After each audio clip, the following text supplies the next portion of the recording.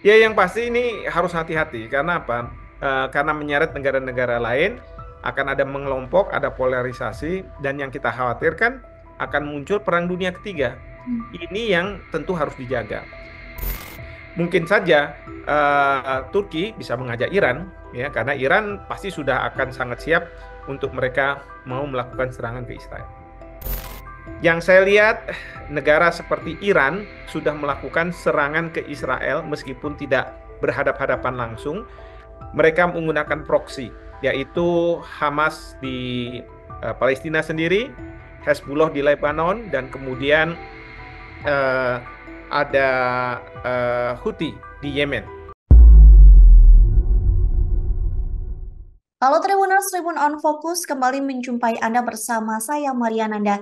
Tribuners, di luar dugaan, Presiden Turki Recep Tayyip Erdogan menyatakan pihaknya siap untuk melancarkan invasi militer ke Israel. Ancaman itu diklaim sebagai dukungan terhadap warga Palestina. Menanggapi hal tersebut, Israel pun meminta agar Turki dikeluarkan dari anggota NATO. Lantas, bagaimana perbandingan kekuatan militer antara Israel dan Turki sendiri jika benar-benar nanti invasi tersebut akan dilakukan? Hari ini kita akan membahasnya bersama dengan pakar hukum internasional, ada Profesor Hikmahanto Juwana. Kita sapa terlebih dahulu di sana, sudah tersambung melalui panggilan Zoom.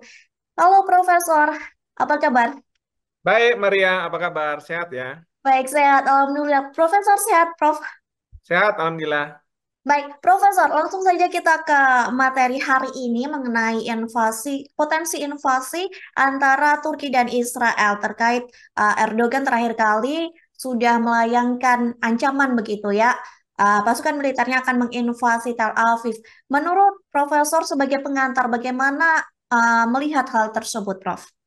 Ada tiga hal yang ingin saya sampaikan sebagai pengantar. Pertama, ini menunjukkan bahwa beberapa negara sudah frustrasi melihat apa yang dilakukan Israel, meskipun berbagai organisasi internasional, termasuk di dalamnya Perserikatan Bangsa-Bangsa, Mhm. bahkan juga Mahkamah Internasional, Mahkamah Kejahatan Internasional, meminta agar Israel menghentikan serangan ke Gaza, karena ini dianggap sebagai sudah seperti genosida. Nah, namun demikian, Israel masih tetap melakukan penyerangan. Yang saya lihat, negara seperti Iran sudah melakukan serangan ke Israel meskipun tidak berhadap-hadapan langsung. Mereka menggunakan proksi, yaitu Hamas di Palestina sendiri, Hezbollah di Lebanon, dan kemudian eh, ada Houthi di Yemen. Nah, sekarang kita lihat Turki juga sudah tidak bisa berdiam diri melihat ada pembantaian seperti itu di Gaza. Sehingga Presiden Erdogan sudah menyampaikan bahwa dia mempertimbangkan kemungkinan invasi ke Israel. Tapi yang ini yang kedua, yang perlu kita pahami, apa yang disampaikan oleh Presiden Erdogan ini disampaikan di forum partainya, bukan di DPR, bukan di tanda kutip lembaga negara, sehingga memang bisa dipertanyakan apakah ini suatu gertakan, Mhm. ya, yang mungkin tidak akan dijalankan, atau memang sungguhan. Artinya kalau partai sudah bisa menerima, mungkin akan dieskalasi ke level berikutnya, misalnya mendapatkan persetujuan dari perwakilan rakyat dan lain sebagainya. Sesuai dengan prosedur yang ada di konstitusi di Turki. Nah, ini yang kita tidak tahu. Nah, tapi ini menunjukkan bahwa kefrustrasian itu sudah sangat luar biasa, ya, dan tidak bisa lagi dibendung. Nah, yang ketiga adalah tadi pertanyaan bagaimana apabila Israel berhadapan-hadapan dengan Turki berhadapan-hadapan dengan Israel. Nah, menurut saya ini bukan masalah Turki akan berhadapan dengan Israel. Tapi kalau Turki benar melakukan tindak use of force, penggunaan kekerasan ke Israel, maka Turki juga harus berhadapan dengan Amerika Serikat. Pertanyaannya adalah apakah Turki mampu menghadapi negara yang sangat kuat dari segi militer seperti Amerika Serikat ini. Kenapa saya katakan seperti itu? Karena Amerika Serikat pasti akan berada di belakang Israel kalau misalnya ada negara yang akan melakukan serangan terhadap Israel. Ya, jadi ini eh, permasalahan yang harus dipertimbangkan oleh Turki ketika mencanangkan untuk melakukan invasi ke Israel. Dan tentu yang kita sekarang dengar bahwa dari pihak Israel pun mengatakan bahwa mereka akan siap dan mereka siap untuk melakukan penyerangan terhadap Turki juga kalau misalnya ada serangan terhadap mereka. Ini yang sebenarnya terjadi juga ketika Israel diserang oleh Hezbollah. Ya, tetapi kita tahu bahwa serangan Hezbollah itu kan bukan serangan dari Lebanon, meskipun Hezbollah ada di Lebanon, sehingga bagi Israel sulit untuk melakukan tindakan balasan karena yang diserang nanti akan siapa, dan jangan sampai justru pemerintah Lebanon yang merasa dirinya diserang oleh Israel. Seperti itu. Mm-mm. Lantas, Prof, kalau misalkan begitu ya, invasi ini benar-benar terjadi antara Turki dan Israel, atau nanti pada akhirnya akan saling menyerang, bagaimana kekuatan militer di antara keduanya menurut Profesor sendiri? Saya sendiri tidak tahu ya persis bagaimana kekuatan militer antara keduanya. Mhm. Tetapi yang ingin saya garis bawahi di sini adalah serangan Turki ke Israel itu akan membangkitkan Amerika Serikat untuk melakukan serangan ke ke Turki.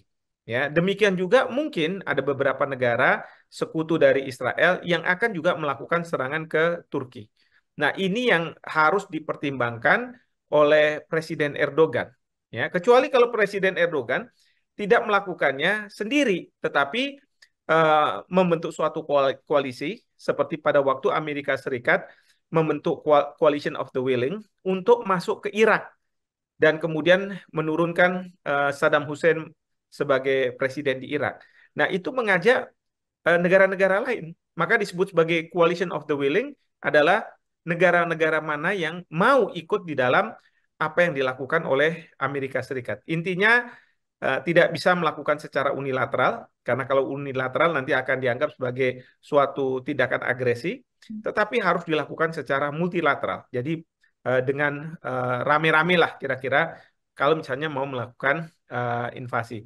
Mungkin saja Turki bisa mengajak Iran, ya, karena Iran pasti sudah akan sangat siap untuk mereka mau melakukan serangan ke Israel. Mhm. Tadi Profesor sempat mengatakan bahwa Amerika Serikat uh, kemungkinan besar atau pastinya juga akan membantu Israel begitu ya dalam invasi ini jika memang benar-benar terjadi. Tadi Profesor juga mengatakan bahwa Turki kemungkinan juga akan dibantu oleh Iran begitu ya. Ada nggak negara-negara lain, Prof, yang kemungkinan bersiap untuk membantu Turki sendiri untuk melakukan invasi ke Israel? Mengingat tadi di awal Profesor juga sudah mengatakan bahwa banyak negara yang frustasi bisa dibilang berketan begitu dengan tingkah dari Israel sendiri. Ya, kalau ditanya ada kemungkinan, ada. Saya Mm-mm. ambil contoh Rusia. Rusia akan berada di belakang Turki menurut saya. Kenapa? Karena Rusia sekarang punya masalah dengan Amerika Serikat dan beberapa kali Presiden Putin juga mengatakan bahwa Israel sudah seharusnya menghentikan serangan ke Gaza, ya, karena ini sudah ke arah genosida. Jadi ada kemungkinan bahwa Rusia akan berada di belakang Turki. Nah, terkait dengan negara besar lainnya, misalnya seperti Cina, saya tidak tahu.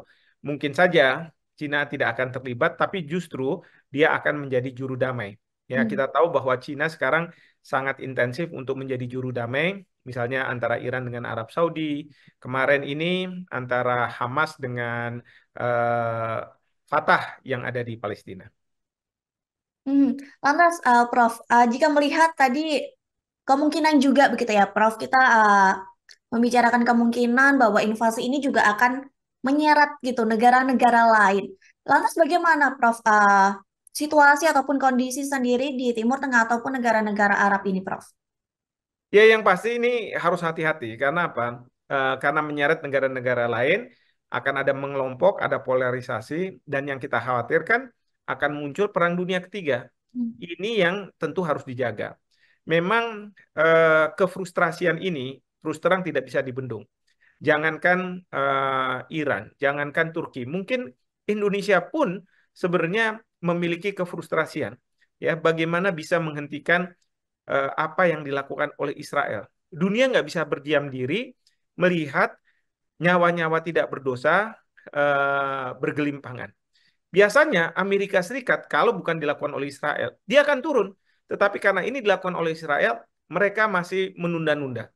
Bahkan Presiden Joe Biden sebenarnya kan sudah memunculkan apa namanya semacam deal untuk supaya terjadinya gencatan senjata. Tapi sambil itu berproses, Israel tetap lagi menyerang dan menyerang lagi.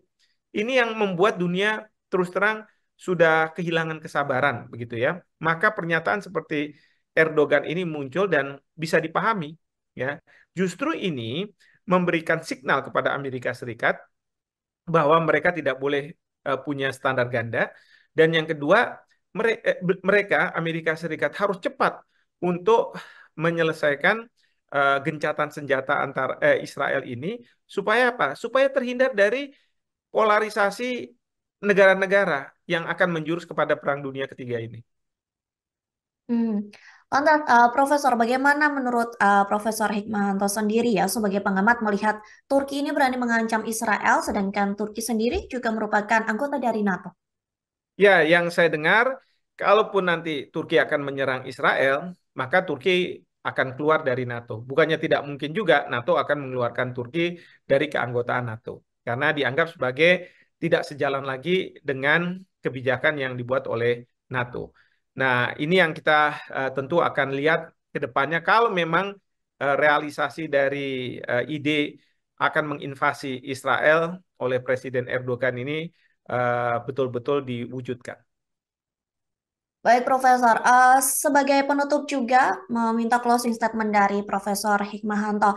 Apakah kemungkinan nantinya setelah Turki ada pula pemimpin-pemimpin atau presiden dari negara-negara lain yang juga melakukan hal yang sama apa yang dilakukan oleh Erdogan, entah itu hanya sebagai ancaman ataupun benar-benar melakukan invasi kepada Israel? Ya, ini bukannya tidak mungkin ya. Ada negara-negara lain yang akan mempunyai kegeraman seperti Presiden Erdogan.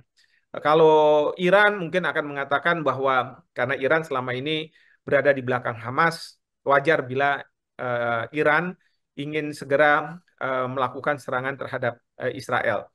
Eh, tapi kalau Turki ini kan sebenarnya dalam konteks Hamas dan Fatah dia itu netral. Jadi ini betul-betul murni kalau menurut saya kegeraman bahwa Turki tidak bisa melihat terlepas dari mereka ini Palestina, orang-orang Palestina atau bukan, orang-orang tidak bernyawa diserang terus oleh sebuah negara.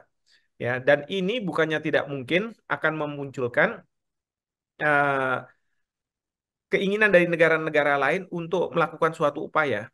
Ya, saya sih berharap bahwa suatu ketika nanti memang muncul apa yang disebut sebagai coalition of humanity. Jadi koalisi kemanusiaan. Dan kemarin di Yordania sudah dilakukan KTT yang dipimpin oleh Raja Yordania. Dan kemudian Indonesia pada waktu itu Pak Prabowo mewakili Presiden eh, Presiden Joko Widodo sudah menyampaikan juga ide-idenya terkait dengan koalisi kemanusiaan ini.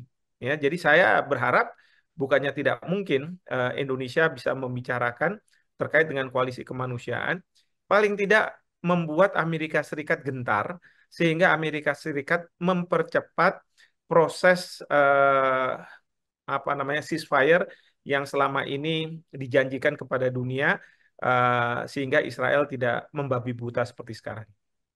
Baik, nantinya kita juga melihat bagaimana perkembangan terkini mengenai kondisi Israel yang sedang melakukan invasi ke Gaza dan bagaimana juga melihat negara-negara sekitar yang juga melakukan ancaman atau mengancam akan menginvasi Israel buntut dari genosida di Gaza.